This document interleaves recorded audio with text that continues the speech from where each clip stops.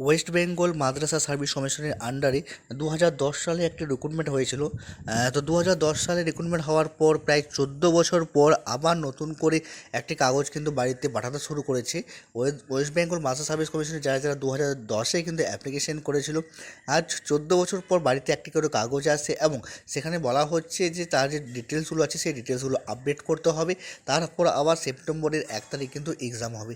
On screen আমি এই মুহূর্তে একটি নোটিফিকেশন ওপরে আপনি দেখতেই পাচ্ছেন, যারা যারা 2010-এ ফর্ম ফিল আপ করেছিল এবং যারা যারা তাদের যে ফর্ম ফিল আপ করার পরেও কিন্তু তারা কিন্তু পরীক্ষা দিতে পায়নি, তাদেরকে আবার নতুন করে কাগজ পাঠিয়েছে। তাদেরকে তাদের যে ডকুমেন্টসগুলো আছে, তাদের যে তথ্যগুলো আছে, সমস্ত কিছু তাদেরকে কিন্তু আপডেট করতে হবে।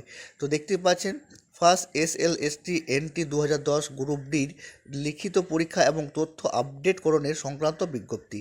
পশ্চিমবঙ্গর মাদ্রাসা সার্ভিস কমিশনের দ্বারাতে যে পরীক্ষা হয়েছিল আপনার যে পরীক্ষাটা হয়েছিল আপনার 28/11/2010-এ, সেখানে অনেক ছেলে মেয়ে ছিল যারা উত্তীর্ণ হয়েছিল এবং তারা কিন্তু পরীক্ষা দিতে পায়নি। প্রায় 73,978 জন প্রার্থী আছেন যারা কিন্তু তাদের কিন্তু যে দ্বিতীয় যে এক্সাম, সেই এক্সামটা আবার অনুষ্ঠিত হচ্ছে আপনার 1/9/2024 তারিখে।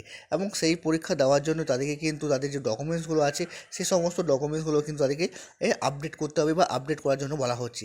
নতুন একটি ওয়েবসাইট দিয়েছে, সেই ওয়েবসাইটে কিন্তু তাদেরকে তাদের সেই সমস্ত ডকুমেন্টসগুলোকে নিয়ে আপডেট করতে হবে, যেমন তাদের ইমেল আইডি, তাদের মোবাইল নাম্বার, হোয়াটসঅ্যাপ নাম্বার, আধার কার্ড নাম্বার এবং যোগাযোগের যে ঠিকানা সেই ঠিকানা, এবং তারই সাথে সাথে তাদের যে আধার কার্ড আছে সেই আধার কার্ড, এই সমস্ত ডকুমেন্টসগুলো নিয়ে কিন্তু তাদেরকে তথ্যটিকে সমস্ত কিছুকে আপলোড করতে হবে বা আপডেট করতে হবে। এটা কিন্তু অনলাইন করতে হবে। অনলাইন করার জন্য কী করবেন, দেখুন বাঁ সাইডে একটি লিঙ্ক দেওয়া আছে, সেই লিঙ্কটাতে আপনাকে ক্লিক করতে হবে। সেই লিঙ্কে ক্লিক করলে এরকম একটি পেজে আপনি পৌঁছে যাবেন।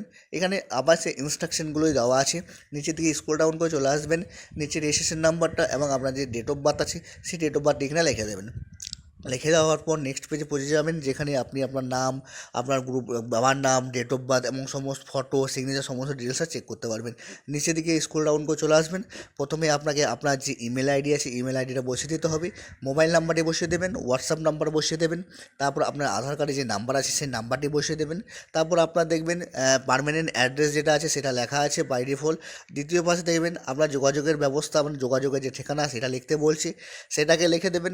নিচের দিকে চলে আসবেন, নিচের দিকে চলে আসে দেখবেন একটা ডকুমেন্টস আপলোড করতে বলছে, যেখানে আপনি আপনার যে আধার কার্ডটি আছে সেই আধার কার্ডটি এখানে আপলোড করে দেবেন 500 কেবির মধ্যে। তারপর নিচে দেখুন সাবমিট বলে একটি অপশান রয়েছে, সেই সাবমিট অপশানে আপনার ক্লিক করতে হবে। সাবমিট অপশানে আপনি ক্লিক করবেন আর আপনার সমস্ত ডিটেলসটা কিন্তু আপডেট হয়ে যাবে। তো এইভাবেই খুব সহজেই কিন্তু আপনি মোবাইল বা কম্পিউটার থেকে এই ডিটেলসটা আপডেট করতে পারবেন।